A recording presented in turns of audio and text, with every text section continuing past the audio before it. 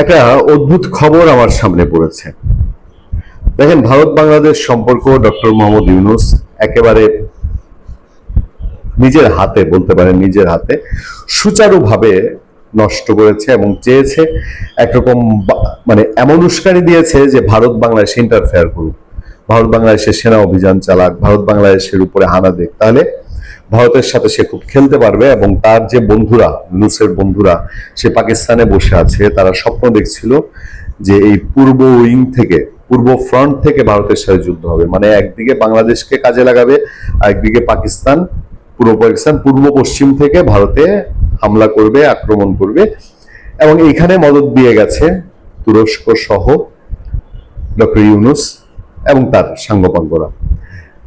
তারা এমন এক আবহাওয়া তৈরি করেছিল যে ভারত ছাড়া বাংলাদেশ মনে হয় বহুদূর এগিয়ে যাবে।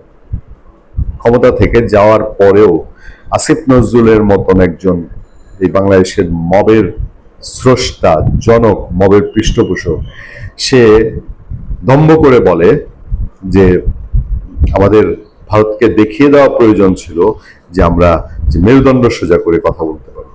লাভের লাভ কি হয়েছে?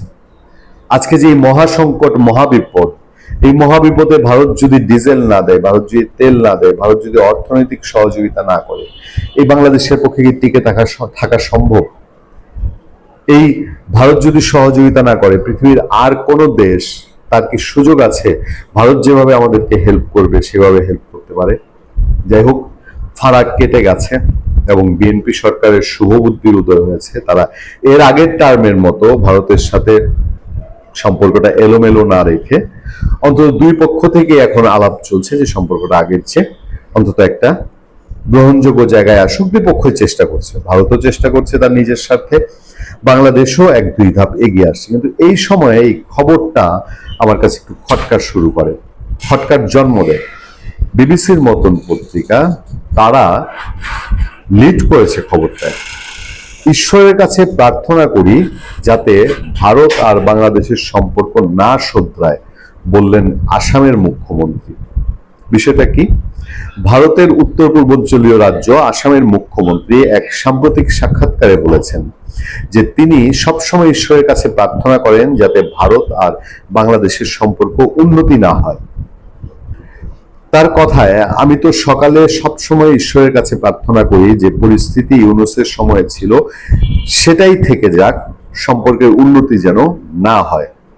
ভারতের গণমাধ্যম এবিপি কে দেওয়া এক সাক্ষাৎকারে তিনি ভারত থেকে রাতের অন্ধকারে কিভাবে বাংলাদেশে পুশব্যাক করা হয় তারও বিস্তারিত ব্যাখ্যা দিয়েছেন।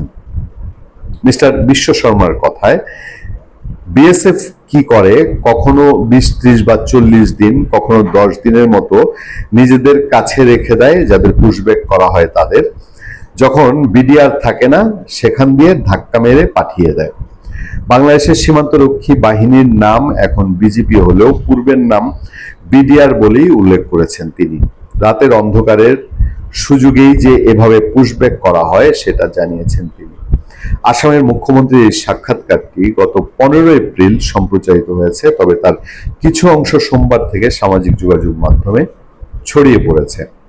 ভারত বাংলাদেশ সম্পর্কের বিশ্লেষকরা বলছেন আসামের মুখ্যমন্ত্রী এমন একটা সময়ে কথাগুলো বললেন যখন বিজেপি নেতা ও প্রাক্তন কেন্দ্রীয় মন্ত্রী দীনেশ ত্রিবেদীকে রাষ্ট্রদূত করে ঢাকায় পাঠানোর ঘোষণা করলো ভারতের পররাষ্ট্র মন্ত্রণালয়। এই প্রথমবার ঢাকায় কোনো রাজনৈতিক ব্যক্তিত্বকে রাষ্ট্রদূত করে পাঠিয়ে দুই দেশের সম্পর্কের উন্নতির বার্তা দিতে চাইছে দিল্লি, এমনটাই মনে করছেন বিশ্লেষকরা। আমি শুধু একটা কথা আপনাদেরকে বলবো, আমি যত আলোচনা করেছি সব আলোচনায় বলেছি ভারত এবং বাংলাদেশে দুই দেশেই পলিটিশিয়ানদের মধ্যে ইসলামিক এবং সনাতনী এক্সট্রিম পলিটিশিয়ান আছে, এক্সট্রিম মতালম্বী পলিটিশিয়ান আছে, এবং তাদের কারণেই এই দুই দেশের সম্পর্ক সবসময় অবনতি হয়। তারা রাজনৈতিক কারণে ভোটের হিসাবে দুই দেশের সম্পর্ককে বাজেভাবে কাজে লাগাতে চান, এবং ডক্টর ইউনূস সেটা আরো বেশি করেছিলেন। আসামের মুখ্যমন্ত্রী হয়তো তারই আরেক অন্যতম দৃষ্টান্ত। ভালো থাকবেন, সুস্থ থাকবেন। আপনাদের সাথে আমি আতিক রহমান, পূর্ণিয়া।